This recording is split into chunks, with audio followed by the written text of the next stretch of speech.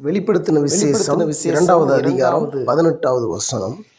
தியாத்திரா சபையின் தூதனுக்கு 18 தியாத்திரா நீ எழுத வேண்டியது என்னவெனில், அக்கினி ஜுவாலை போன்ற கண்களும் பிரகாசமான வெண்கலம் போன்ற பாதங்களும் பிரகாசமான வெண்கலம் போன்ற பாதங்களும் உள்ள தேவகுமாரன் சொல்லுகிறதாவது, உன் கிரியைகளையும் உன் அன்பையையும் உன் ஊழியத்தையும் உன் விசுவாசத்தையும் பெருமையையும் நீ முன்பு செய்த கிரியைகளிலும் பின்பு செய்த கிரியைகள் அதிகமாக இருக்கிறதையும் அறிந்திருக்கிறேன். ஆகிலும் உன் பேரில் எனக்கு குறை உண்டு.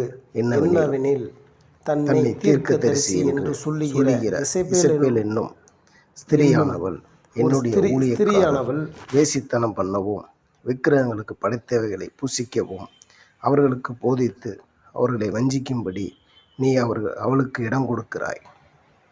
அவள் மனம் திரும்படியாய் அவளுக்கு தவணை கொடுத்தேன்.